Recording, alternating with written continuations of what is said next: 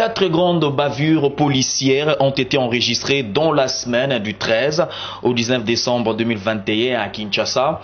Il s'agit d'abord du monteur de la télévision Antenne A, Jean-Marie Luzingu, Olivier Mpunga, qui meurt dans les cachots de la police après les tortures lui infligées, l'arrestation brutale du gouverneur du Congo central à Toumatubwana. Enfin, c'est un ministre d'État en fonction de CTPR, Olivier Guizaro, plutôt Alexis Guizaro, et quelques députés nationaux en mission d'inspection au chantier créé par le gouvernement de la République dans le cadre du projet ont tiré par balles policiers commis à la garde. Je rappelle bien le projet Chile et Gelou.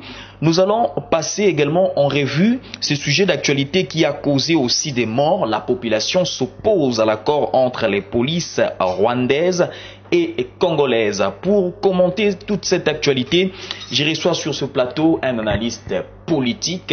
Il est également professeur, secrétaire général académique à l'IEC. Il s'agit bien du professeur Guindou Kalala. Je m'en vais lui saluer. Bienvenue. Bonjour mon frère. Bonjour mon Merci de répondre à l'invitation de cette émission face à BC. Merci beaucoup. C'est à vous que je dois remercier pour m'avoir invité.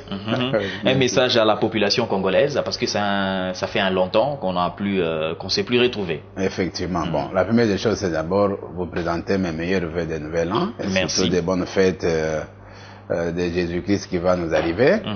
Que sa joie rime dans nos cœurs, afin de pouvoir affronter la nouvelle année sur son élimination, que le Saint-Esprit nous accompagne et qui donne à chacun de nous la force et surtout la santé pour une nouvelle année pleine de succès, pleine de joie, pleine d'abondance, pleine de santé pour tout le monde.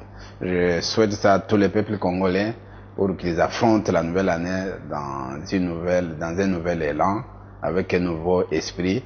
Professeur, vous avez suivi l'actualité tout au long de la semaine. Que pensez-vous des bavures policières qui se sont produites dernièrement? Bon, mon cher frère, vous savez, ces bavures arrivent au moment aussi très compliqué où le pays est en difficulté sur différents plans. Et ça vient envenimer encore la situation. Mais ce qu'il faut retenir, c'est quoi? Puisque quand on voit la police, on voit l'État. Et l'État doit faire un effort pour la sécurité ou pour sécuriser son peuple, pour sécuriser les biens. Et ces biens doivent être sécurisés, la population doit être sécurisée par la police. Alors, qui fait partie de la police? On doit d'abord reculer. Ce n'est pas seulement au Congo où ces bavures arrivent. Plusieurs fois, nous avons entendu en France, plusieurs fois, nous avons entendu aux États-Unis des bavures de la police. Donc, ça ne doit pas être vraiment quelque chose qu'on doit coller à la porte de X ou de Y pour dire non, voilà, c'est la police de X. La police n'est pas une police du président Tshisekedi. Elle n'est pas une police du premier ministre Sama. C'est la police du peuple congolais. Mais cependant, il faut relever quelque chose. Qui font partie de la police chez nous? Si vous regardez bien, une police qui a été mixée, il y a eu des mixages, on a parlé de mixages de plusieurs sortes. Et la plupart ont quelle formation? Dernièrement, on a récolté les colonnas qu'on a envoyés faire de la police. Quand vous prenez quelqu'un, si vous regardez bien dans notre police, la plupart n'ont pas dépassé 6 ans de l'école secondaire. Beaucoup sont des primériens, d'autres sont des CO, ainsi de suite. Et rares sont ceux-là qui ont fait les 6e des humanités, ou les graduats, ou la licence. Et vous verrez ceux qui ont la licence sont des majors, sont des généraux, sont des capitaines, qui sont dans les bureaux. Mais les exécutants sont lesquels? Les exécutants sont ceux-là qui ont moins de formation. Fort malheureusement. Et donc, quand on a moins de formation, il y a moins de discernement sur les actions à poser. Donc, on est poussé à poser les actions par l'instinct. On agit par l'instinct. On ne fait pas le discernement pour savoir dans quel environnement je me trouve, quelles sont les vraies cibles. Vous avez cité là les cas de notre ami de l'antenne que je connais très bien. Je présente d'abord, je présente mes condoléances à toutes les familles éprouvées suite à ces actions-là de la police. Mais imaginez-vous que monsieur là n'était même pas là où il y avait des petits soucis. Il était à quelques pas de là. Et par inadvertance, la balle l'a atteint. Et voilà comment nous l'avons perdu. Il a perdu la vie comme ça, là, par inadvertance. Là, on ne peut pas dire que c'est une bavure. C'est par inadvertance de celui qui détenait l'arme, qui n'a pas su bien orienter son action. C'est pour ça que j'ai dit le discernement. L'environnement compte pour beaucoup. Si on agit par l'instinct, on peut tout faire. Mais si on agit en étant intellectuel, en faisant le discernement, en sachant bien qu'est-ce que je dois faire dans une situation comme celle-ci, c'est pour cela une formation. Voilà. Donc la plupart de nos policiers, on les a formés pour comment utiliser l'arme. La plupart. Ils sont formés sur comment utiliser l'arme. Et non pas comment protéger la population. Comment protéger la population, oui, c'est bien. Si vous voyez très bien, si souvent là où il y a la police, c'est là où il y a les attroupements, c'est là où il y a les désordres. Pourquoi? Puisqu'ils n'ont pas appris effectivement à sécuriser réellement la population ni leurs biens. On vous donne l'arme, on dit bon, dans des situations comme ça, voici comment tu dois faire, voici comment tu dois réagir. Un point trait. Mais on ne lui donne pas les autres instruments, les autres outils de management.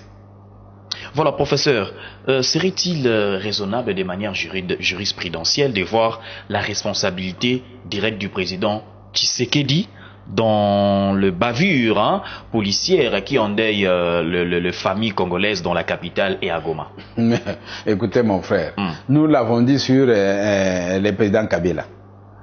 On a attribué à Kabila tous les maux de ce monde. Exactement. Et c'est de la même manière qu'on va encore attribuer à Tshisekedi tous les maux de ce monde.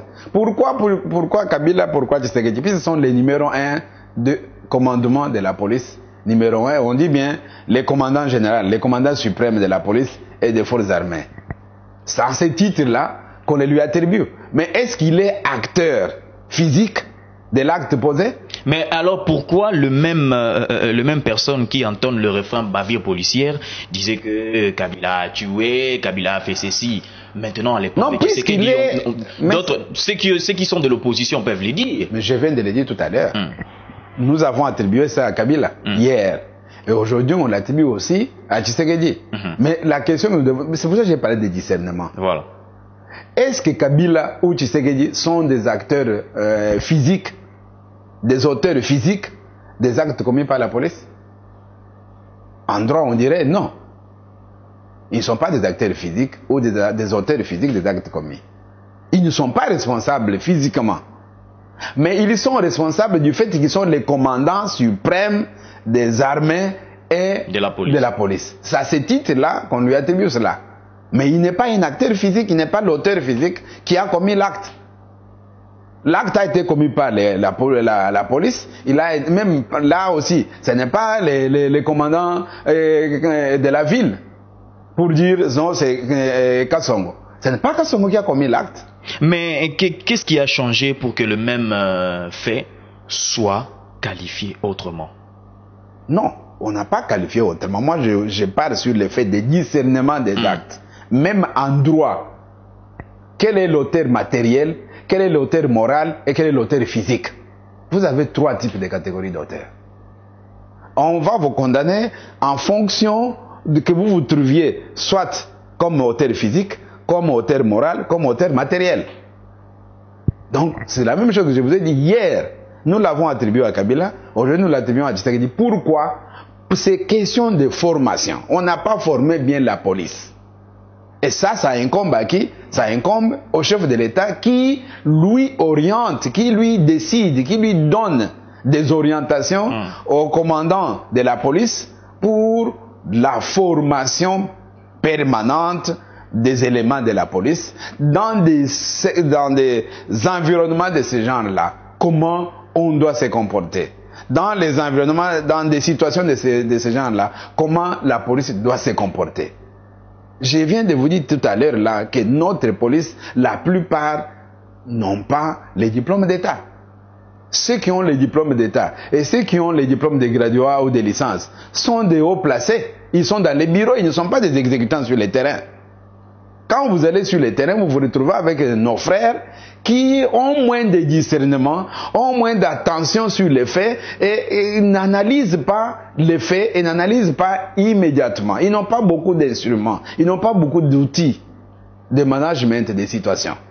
Et un management situationnel exige que vous ayez des instruments. Or, là, nous sommes devant. Prenons le cas que vous venez de dire de son Excellence, Monsieur le ministre d'État, qui a été gazé, qui s'est retrouvé dans une situation. Mais c'est une autorité qui vient faire la ronde pour se rendre compte de l'état des lieux d'un projet qui est le projet. Ce n'est pas un projet du chef de l'État, c'est un projet du peuple congolais. Puisqu'il n'y a pas seulement le chef de l'État qui passe par ces routes-là, c'est nous tous qui passons par ces routes-là. Et si le chef de l'État ne le fait pas, oh, il ne fait rien. Mais quand il prend des mesures, ça devient des mesures du peuple congolais. Et qui sont, à ce point-là, gouvernés par les gouvernements de la République. Et le gouvernement de la République a ces éléments qui sont les ministres qui doivent contrôler, qui doivent suivre. Si souvent nous disons, il n'y a pas les suivis.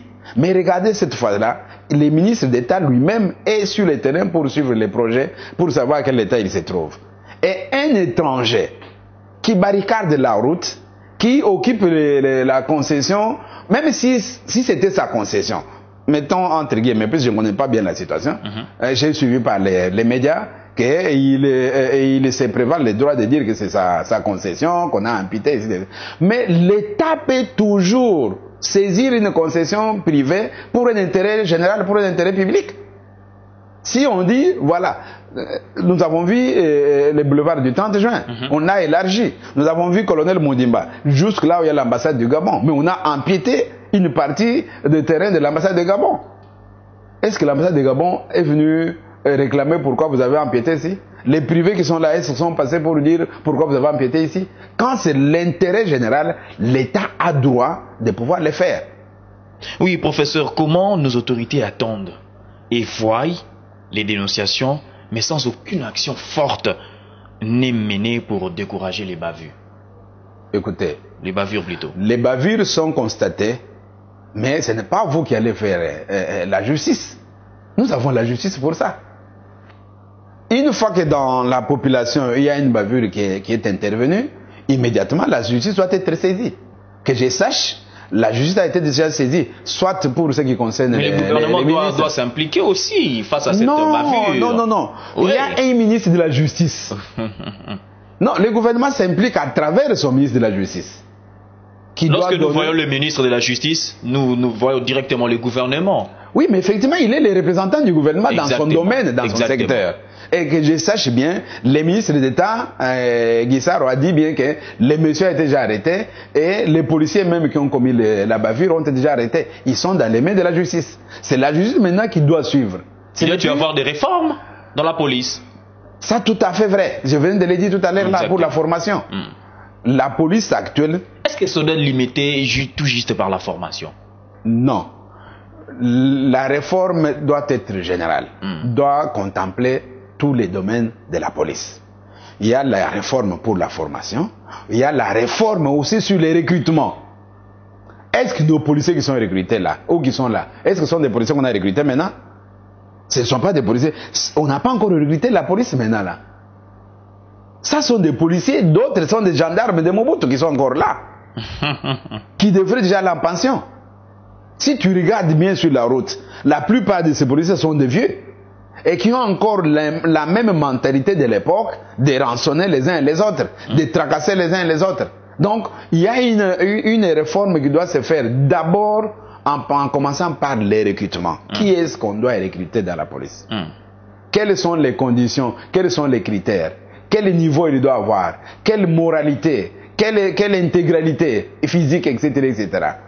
Et une fois qu'on a cette réforme, il y a aussi la réforme sur la logistique du policier. Il y a la réforme sur son bien-être. Donc son salaire, sa vie, de la famille, ainsi de suite. Est-ce que ce n'est pas ça la cause de ces bavures policières, le fait que le policier n'est pas bien rémunéré? Non, le policier... Narcisse, on ne doit pas tout justifier par le fait qu'on n'est pas bien rémunéré. Puisque au Congo, il n'y a pas une politique salariale. Parce que ça peut aussi énerver, ça peut se jouer aussi... Non. Attention. Là, vous partez sur les éléments psychologiques. Exactement. Non. Là, vous partez sur les éléments psychologiques. La police actuelle, comme l'armée, comme les enseignants, comme les fonctionnaires, qui peut dire qu'il est bien payé au Congo? Personne. Mais cela ne veut pas dire que tu ne peux pas exercer ton métier, ta fonction, avec intégrité, avec moralité. C'est ça les éléments qui nous manquent.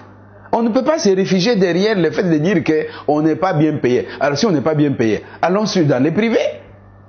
Celui qui croit qu'il n'est pas bien payé, il n'a qu'à aller faire les activités privées de lui-même où il se paye. Mais tant qu'on reste chez l'État, nous devons nous conformer aux lois du pays. La police n'est pas autorisée de tirer à bout portant, n'est pas autorisée s'il n'est pas en insécurité. S'il n'est pas en insécurité, il n'est pas autorisé de tirer. C'est quand la police est dans l'insécurité, ce qu'on appelle comment on dit, légitime défense. Quand est-ce qu'il doit utiliser l'arme? C'est quand il se trouve en insécurité. Mais là, il n'est pas en insécurité. Ce qui est arrivé à notre ami Olivier Mpunga. La police était en insécurité. Lors d'un interrogatoire, on a utilisé les méthodes qu'on ne peut pas utiliser, qui sont interdites par les différents traités internationaux auxquels la RDC a adhéré. Le mauvais traitement, les traumatismes, tout ceci c'est interdit. Mais même si on veut extorquer une vérité, on ne doit pas utiliser ce genre de méthode-là. Je crois que le ministre de l'Information et des Médias l'a même déploré devant la télévision. Ça, on ne peut pas accepter. Tout Congolais est égal devant la loi. Il a été voleur, il a été Koulouna, il a été je ne sais pas quoi. Vous le prenez, vous respectez ses droits humains. Vous l'interrogez de la manière qu'il faut. S'il faut utiliser les méthodes fortes, oui. Mais il y a plusieurs méthodes fortes, ce n'est pas la torture. Quand vous utilisez déjà la torture, vous êtes contre les traités internationaux et contre les lois de la République. Voilà, nous allons changer de sujet. Nous allons parler de probable arrivée de la police rwandaise en République démocratique du Congo. Qu'est-ce qu'il y a eu? Est-ce qu'il y a eu encore de mutualisation des forces en République démocratique du Congo, bien évidemment, avec la police rwandaise? Vous savez, mon cher petit frère, le mal chez nous est que les politiciens instrumentalisent trop la population. Moi, j'ai des regrets. Des gens sont morts avant-hier à Goma pour rien. Puisqu'il y a des politiciens mal de positionnement qui, quand directement, ils ont allumé le feu. Vous voyez, quand on allume le feu, ils ne sont pas là-bas. Quand nos politiciens parlent, ils croient que les gens n'écoutent pas. Ça passe. Et celui qui a la psychologie faible, celui qui n'a pas un discernement, il descend sur la route, dans les rues, et voilà le sort qui lui est réservé. Il n'y a pas un politicien qui est mort là-bas. Ce sont des jeunes qui sont morts. Et on doit déplorer ce genre d'actes, ce genre de comportements auprès de nos politiciens. Mutualisation. Les députés de Nord Kivu, de l'Ituri, donc le caucus de ces deux provinces, sont partis voir les chefs de l'État. Tenant compte de l'insécurité persistante dans ces deux provinces, ils ont demandé aux chefs de l'État de mutualiser les forces de défense et de sécurité et de renseignement avec un pays voisin. Ceci a été même accepté au niveau du Parlement, les deux chambres. J'ai suivi moi-même le président Bosso. J'ai suivi moi-même le président Prof Bahati. J'ai suivi avant-hier encore les députés de Nord Kivu.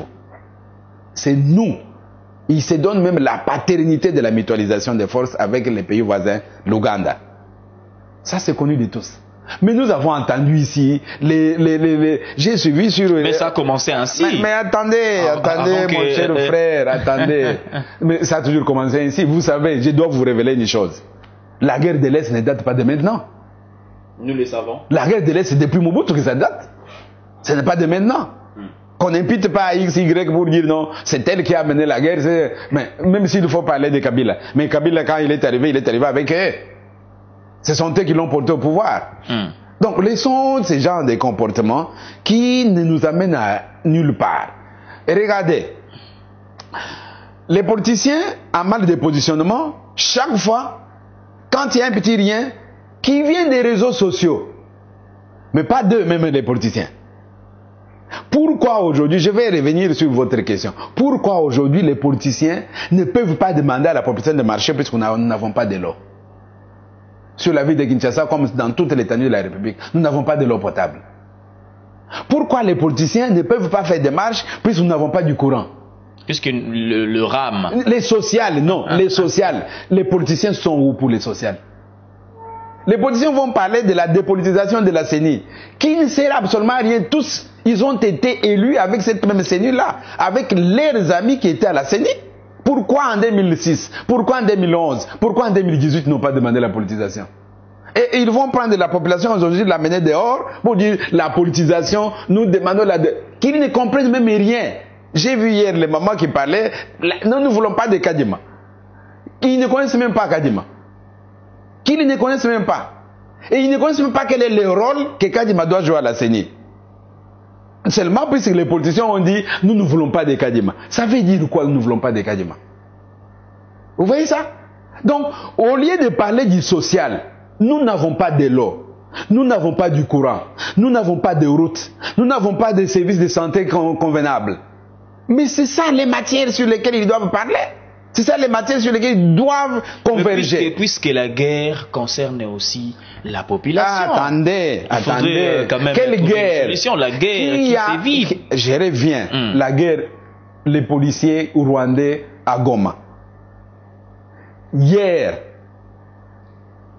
au journal, j'ai vu le maire de la ville de Goma qui a demandé aux jeunes, si vous avez au moins les preuves, si vous avez les photos de policiers rwandais sur la ville de Goma, venez me les présenter. Personne ne l'a présenté. J'ai vu le gouverneur qui a posé la même question. Mais au-delà de tout ceci, le général Amouli, qui est responsable de la police, mais a démenti l'information. Que personne ne nous montre même un policier rwandais à Goma. Et que personne ne nous montre l'accord qui dit que les Rwandais doivent venir à Goma. Vous voyez que les politiciens congolais sont vraiment mal intentionnés. L'accord dont on parle, Amouli l'a même dit, le général Amouli l'a dit très bien. Il est président d'une structure régionale avec siège à Nairobi. Je reprends textuellement ces mots. Président d'une structure régionale jusqu'au 22 octobre de l'année 2022, je crois, il sera toujours président. À ce titre-là, ils sont en train de voir comment on peut avoir un bureau à Goma de policiers. Mais ce bureau sera géré par les policiers congolais, puisqu'ils ont les compétences pour le faire. C'est le général Amouli qui l'a dit. Il est président d'une structure régionale avec siège à Nairobi. Et cette structure veut avoir un bureau à Goma qui sera géré par les policiers congolais. On n'a pas parlé des policiers rwandais. Mais malgré toute somme, où sont les policiers rwandais à Goma? On a fait mourir nos frères et nos sœurs d'une manière inutile. Tout ça, pourquoi? Puisqu'il y a des politiciens en mal de positionnement. Même si aujourd'hui on a enlevé Tshisekedi, puisqu'il n'y a qu'un seul poste pour le président de la République. Demain, le président Tshisekedi va partir. Toi, tu peux aussi postuler. Moi, je peux aussi postuler. Lui aussi peut postuler. Mais il n'y a qu'un seul individu qu'on va élire. Vous croyez que nous, 80 millions, nous serons tous 80 millions de présidents au Congo? Non. Est-ce que vous croyez qu'on sera 80 millions de ministres au Congo? Non. Est-ce que vous croyez qu'on aura 80 millions de PDG au Congo? Non. Il y aura toujours un seul individu selon ses compétences qui sera à ses postes-là. Professeur, parlons de l'état des sièges. Est-ce que Félix Tshisekedi et les gouvernements ont la volonté de réévaluer la mesure pour le moment. Parce que jusque-là, ça qu'est-ce que vous appelez réévaluer? Oui. Puisqu'il n'y a pas longtemps, les ministres de Défense et Sécurité étaient à Goma, à Beni, il a fait Beni, il a fait Goma, il a fait Ituri pour ça.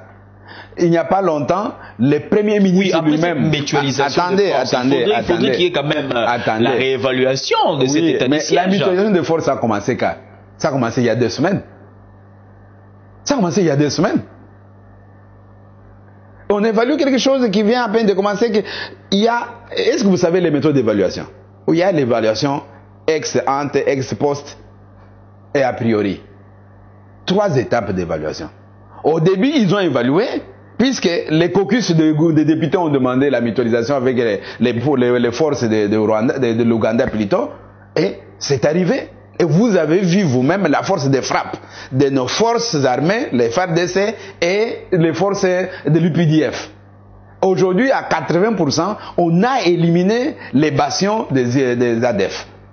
Et dans les fuites, les généraux Mwanamputo le dit toujours, dans les fuites, partout où ils passent, ils commettent les bavures. Et ça, c'est tout à fait normal. Un serpent qui a été mordu, on l'a coupé la tête, il fait quoi? Partout où il passe, il cherche qu'à éliminer les autres. Donc, ce sont des gens, on a coupé les têtes, leurs chefs, leurs commandants sont pratiquement tous arrêtés, d'autres tués.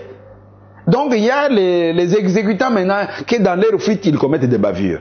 Et c'est tout à fait normal. Ce n'est pas une guerre conventionnelle. C'est ça ce que nous devons comprendre. Les amis de la politique, les acteurs politiques, doivent dire la vérité à la population.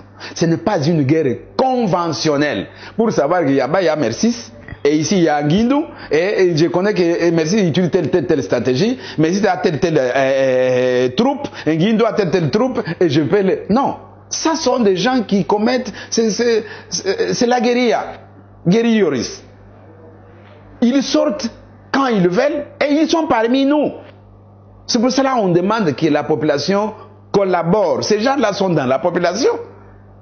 Il est ici avec toi comme nous sommes là, il parle avec toi, il entend ce que nous disons, et puis à un certain moment il s'éclipse, et puis il va là-bas, il dit à ses amis, vous entendez qu'on a commis de meurtre, on a tué tel, on a tué tel. Donc ce n'est pas une guerre conventionnelle où l'on sait que l'ennemi est tel endroit et on peut l'attaquer là où il est. Aujourd'hui, on est en train d'aller comme ça là, puisqu'on apprend, ils sont dans la forêt X, ils sont dans la forêt Y, on a découvert même les tranchées. Là où il cachait les armes, là où il s'est caché.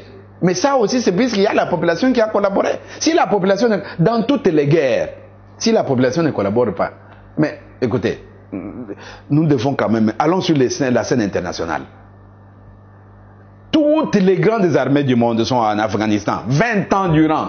Est-ce qu'ils ont gagné la guerre en Afghanistan? Les grandes armées du monde, 60 pays, sont partis en Afghanistan. Est-ce qu'ils ont gagné la guerre là-bas? Aujourd'hui, les talibans sont rentrés au pouvoir. Le 15 août, ils sont rentrés au pouvoir. Les Américains et les Français ont fui. Est-ce qu'ils ont gagné la guerre en Irak?